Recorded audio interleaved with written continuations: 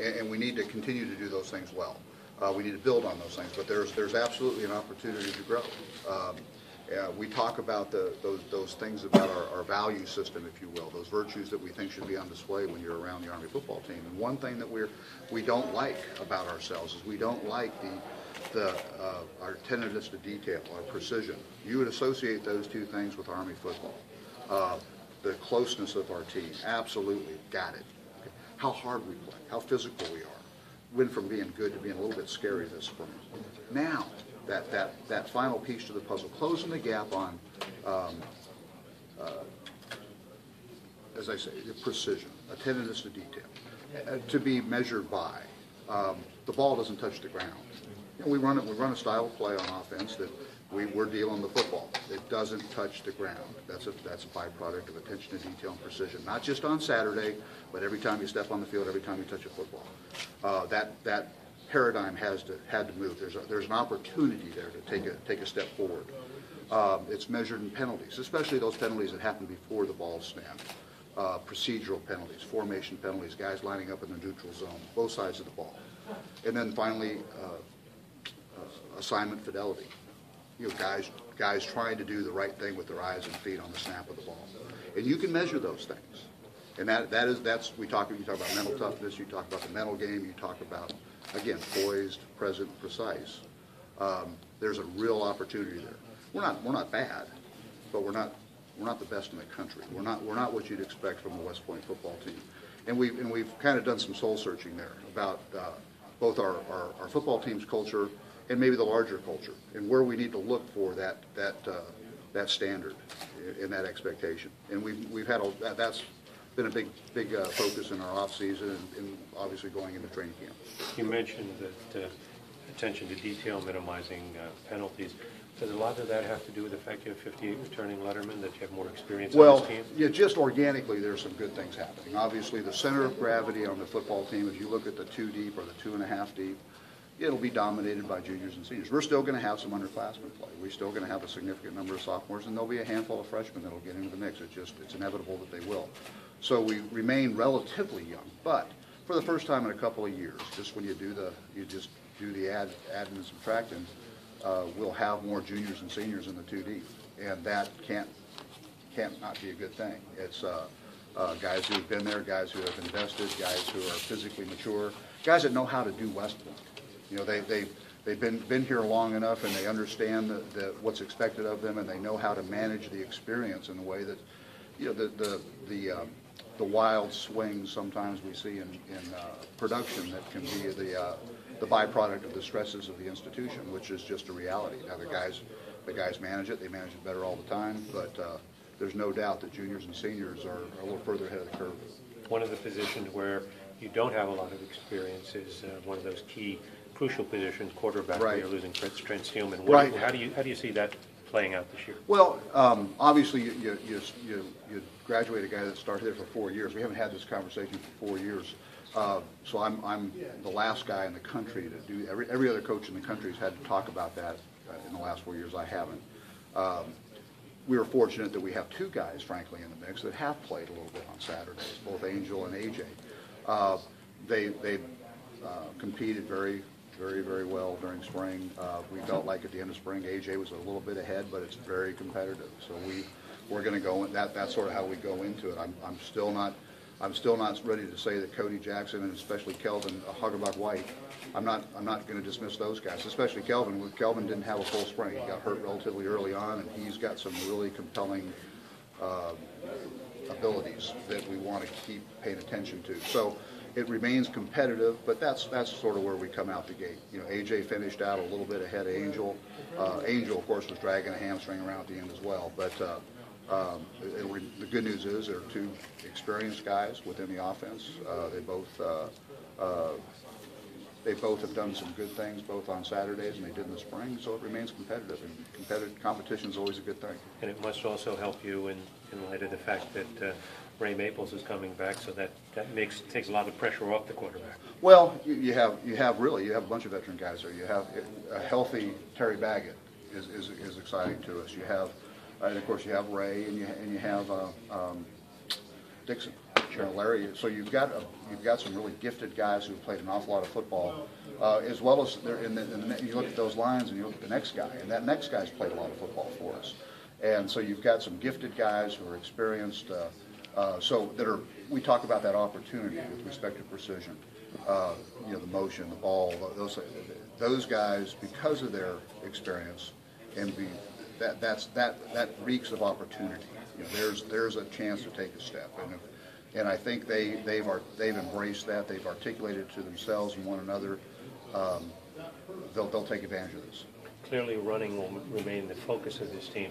Do you think the wide receiving core will do a little bit to try to balance it off? Well, I don't know. Balance might be a reach, but we're getting some things from opponents that, you know, we have to be able to challenge some of the things that we're getting out of the secondary from the run support. So we're doing such a good job of running the football. We do some things conceptually that are, you know, a little bit out of the box, a little bit obviously unique to the world of college football, even to the other service academies, that are giving us a chance to put people in a bind, and it creates opportunities in the passing game, and we need to take advantage of it. And frankly, you know, that's one of those things we tried to shake up a little bit this spring, and it remains very competitive out there at receiver. I feel great about where our quarterbacks are. We've got some guys that can deliver the ball, and Trent could deliver the ball. We did not do a good enough job of competing for the ball in the air. We didn't consistently catch the balls we kept, because we don't throw it very much, and then when you do throw it, you drop it, or something bad happens. Well, you just don't want to throw it again. I sense that from myself and from Coach Shields as signal callers. You get into that mindset where, oh no, we have to throw it. You know, they're doing something that says you have to throw it, as opposed to, oh boy. And we've got to, both as coaches and players, when we see something like that, our internal voice says, oh boy, look out, here we go. And there's great opportunity there for Greg. Coach, do you put any pressure on yourself, or do you feel pressure at all in year 5, getting this team back down where it was in 2010? A couple of years ago. Well, you know, as I say, there's something happening internally that bodes well for us. You know, we're going to be an older football team. We're just not going to sit back and keep doing what we've been doing and say that we're going to be a little bit older, therefore we'll be a little bit better. But there is, I think that's one of those preconditions that you look at when you look at somebody's depth chart. You'd like to have some veteran players in there, a significant number of them, and we've had 2 really good senior classes, but just a handful of guys that really played a meaningful role on Saturdays in both classes. This year we'll have a significant number of juniors and seniors carrying the load on Saturday. That bodes well for us. That was certainly the case in 2010. Beyond that, though, there's opportunity, and I think this bunch has been together long enough. They're recruited now. Everybody in this program now is recruited to do what they're being asked to do on Saturday, what they're asked on both sides of the ball. That bodes well for us. You know, we clearly, you know, we're making progress. Now we got to look at our schedule, and we've got to be able to, especially that early schedule, we've got to manage those weekends. It's going to be some you know, by the middle of October, man, we're going to know an awful lot about ourselves. Those first 6 games, wow. But the guys, you know, we knew the job was dangerous when we took it. We can't wait. This has a chance to be the best Army football team in a generation. It really does. That means you got a chance to be that team. Now, with a lot of hard work between where we are and where we're going to be on that opening kickoff, but they've done the work to date. You know what they had to do in the spring, what they had to do through the summer. Now we get to go into this next evolution, this training camp, and it's an exciting moment. We've a lot of work to do, but a real opportunity. Coach, you moved Jeff Bacon to the safety position, and you've got some returning players up front. Bobby Coe in particular had a great season last year, but it seemed like you've got some new players moving into the linebacker, second row positions. Right. That's going to be, well, as you know, the way the defense works out, that second row on our defense, a lot of very similar profiles physically. We're going to take advantage of Jeff's experience. There's some things about how he sees the game that make a little bit better sense with that arrangement, but his skill set really doesn't move much. from what he's been asked to do and what he's going to be asked to do. So we feel really good about that. He feels good about it. This spring, he's just much more natural, much more natural. You mentioned the defensive front. That's got to be a strength for us. As you say, we bring some guys back that have been productive. We have some guys in the wings who have been coming on. I think that was one of the things last year that I was really looking to be different. And we made some gains, but we didn't produce like we thought we could have. We didn't mature into that Division I football world like we hoped we would, or as early as we did, or needed to, given the schedule we played. But you mentioned Bobby. Bobby has a chance to be a force, but he's not the only guy out there. If those guys are playing like we know they can, then that Mike linebacking position becomes interesting because it's got a chance to be successful. And the good news is we've got a couple, 3-4 guys in the program that have the physical profile to do that job. But so much of that is how you see the game and how you interpret space and how successful you are getting really good athletes on the ground in limited space, ideally, but you still got to get their best football player on the ground. And you got to be able to see the game, and that's you can't measure that in the weight room. It doesn't show up on a 40-yard dash time. You have to go out there and play. We saw a little bit this spring. We worked through that group a little bit. We were encouraged by some. We got some other guys back where they belonged, but there are a couple of more candidates in there we still got to work through. But the good news is, unlike just a few years ago, we have a candidate pool of guys who have the physical profile to be successful at that position. And Coach, last year, every week you were facing offensive lines that average 300-pound players. Is this just something that you've learned to deal with on the defense? Yeah, it's a style of play. It's different than our style of play, but it's just a style of play. A couple of years ago, we were really undersized. We're not right now. The defensive front that we anticipate will be out there, they're not going to be as big as the offensive line, but most people's defensive line isn't as big as the opposing offensive line. It's a different job description. So we may be a few pounds different than most folks, but we're not going to be way undersized like maybe we were a couple of years ago.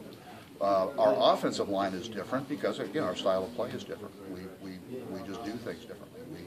Our offensive line look more like defensive line, and that's a reflection of our style of play. We're not right now in that, even though, like you say, when you add up their offensive linemen, you look at our offensive linemen, you see that disparity, but that has more to do with style of play than it does with anything that we're disadvantaged by. Because with the running game, you can use smaller offensive linemen than if you were depending on a passing game. Well, that and just even in the running game, you'll see just a style. You'll see a lot of those zone read teams. They'll be in there with 6, 12-inch splits. And they kind of lean on you, and they move you sideways, and they let you pick a side, and they engage. But they're not coming off the ball, per se. They're not trying to accelerate off the ball on the snap. They're absorbing guys, and it's just a different style. We, on the other hand, are using big splits.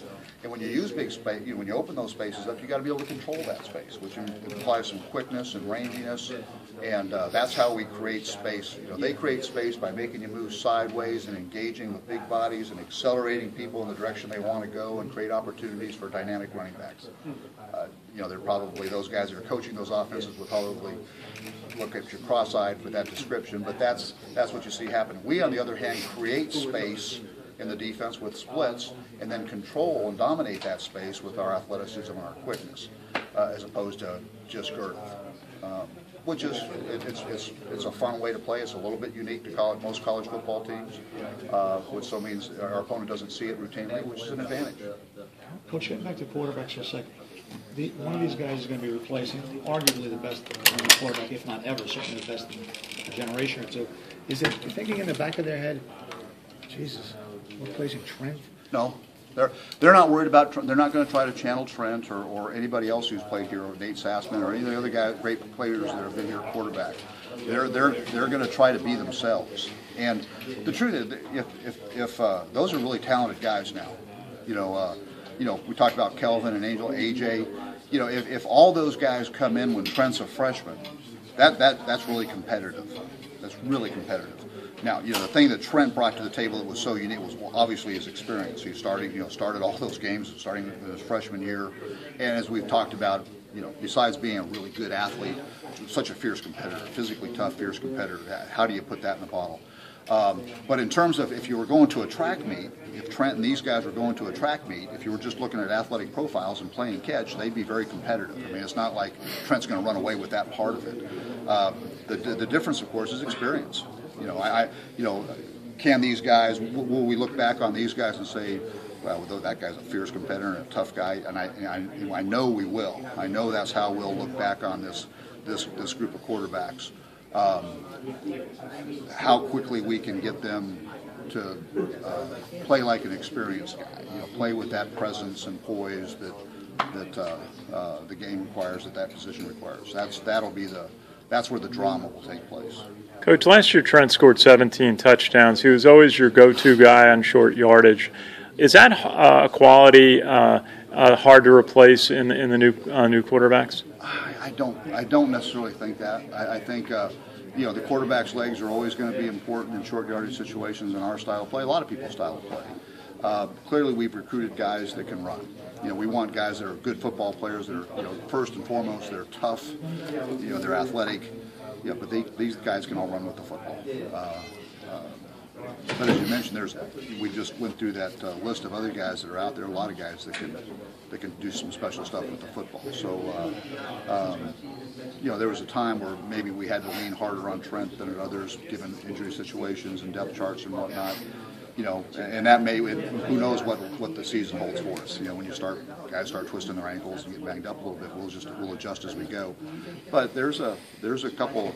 You go out there, you'll have a couple 4-6 guys at running back, fullback, quarterback. Who do you want to have the ball? I don't care. I like the ball in all their hands. Yeah. All those guys can do it right when you get it to them in the right time. So. Coach, in 2010, you won every road game that you played. How about that? Last year, I didn't know that. I mean, well, every game at a campus stadium you won in 2010. This past year, obviously, you've struggled on the road. Is there something that you're working on to help the team play better on the road? No. I mean, obviously there's a mindset there wherever we go. That space belongs to us. But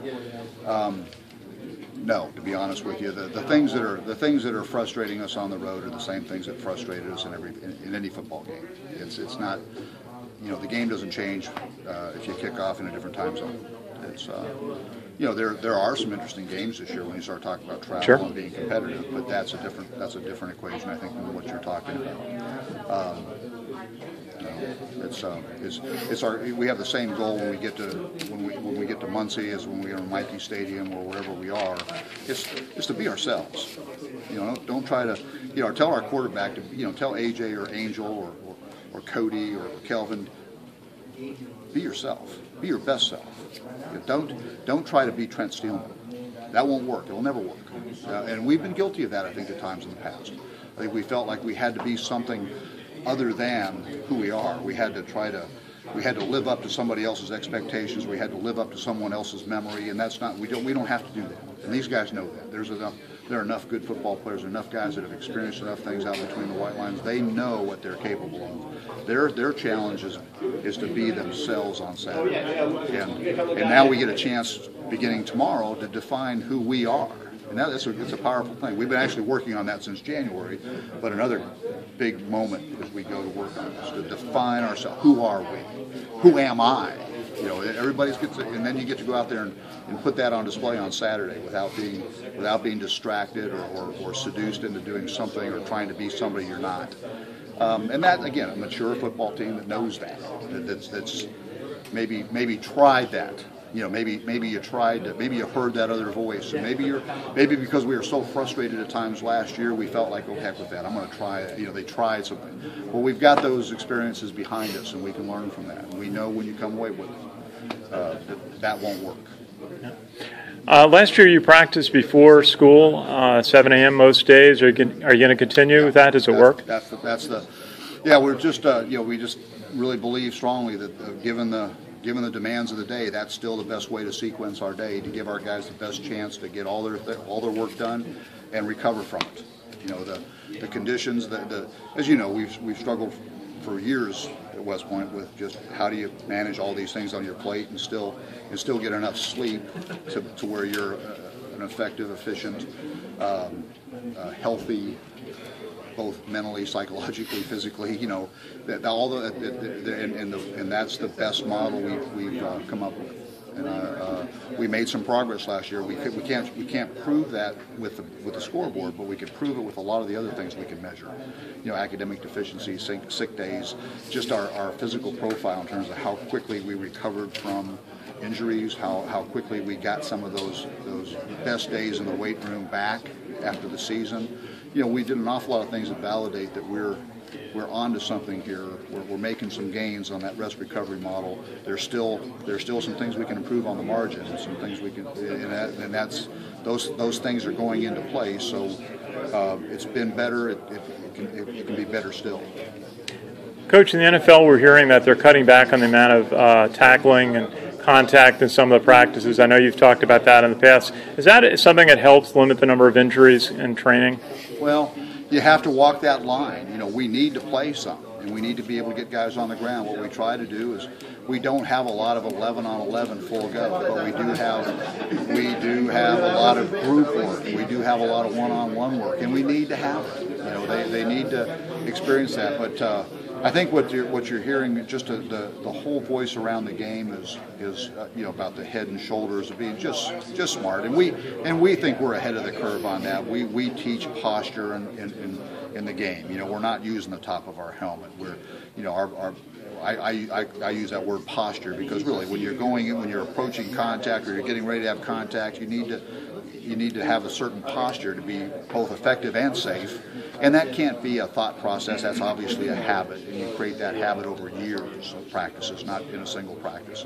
So we're way ahead of the curve on that. There are some other things that, I mean, as you know, the rules have moved a little bit, so that, you know,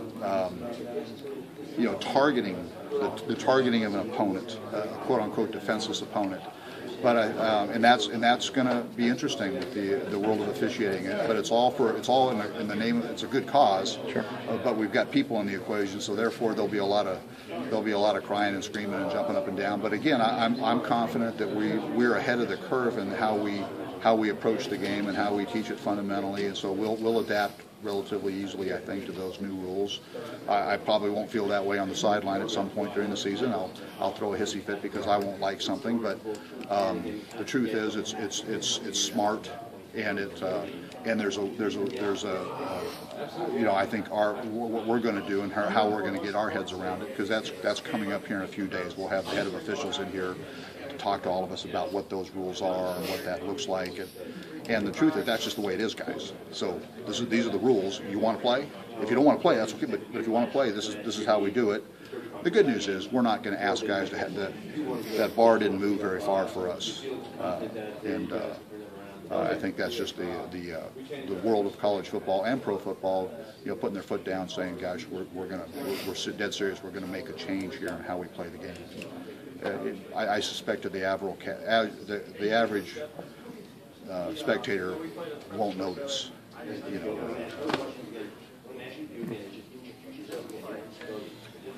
How is it? Good. Good to see you. Dan, you look like you haven't aged a day. But you got the same barber that. Yeah. I show a little more gray when I get that cut, you know. Yeah, tell me about it. Thank you, Coach. Coach, thank you, and I get a chance to say hi. Appreciate it. Thanks, man. How's your summer? Good? Yeah, it was short. It seems like it's. You know what we did? We made a trip. My wife and I decided, you know, we had a new grandchild out in California, so we're talking about going out there, getting all the kids down there. It's your idea. I've seen babies. You know, we're all.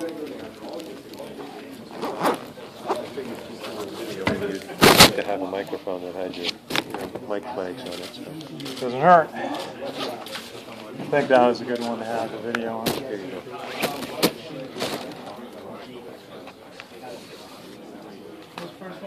Oh, yeah. We'll look at that later. I don't know what it is, but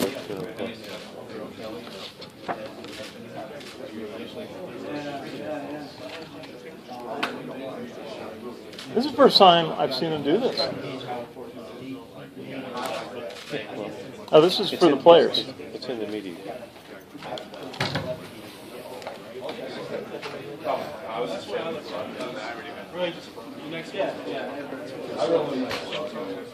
Exactly, that's a little bit of a help.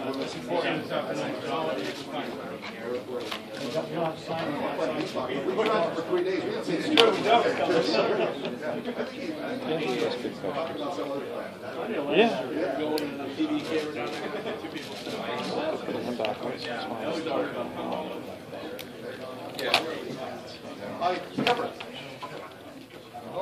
Yeah, I know you do that. Cover up. It goes so yeah, I was going to no, I got a light down here. I'm going to get a couple.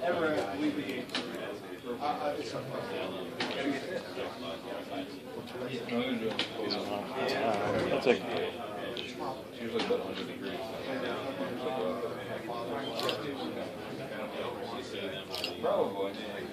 where'd he go?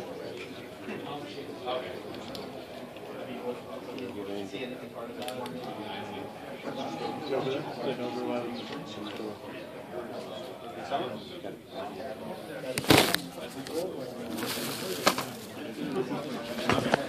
cool.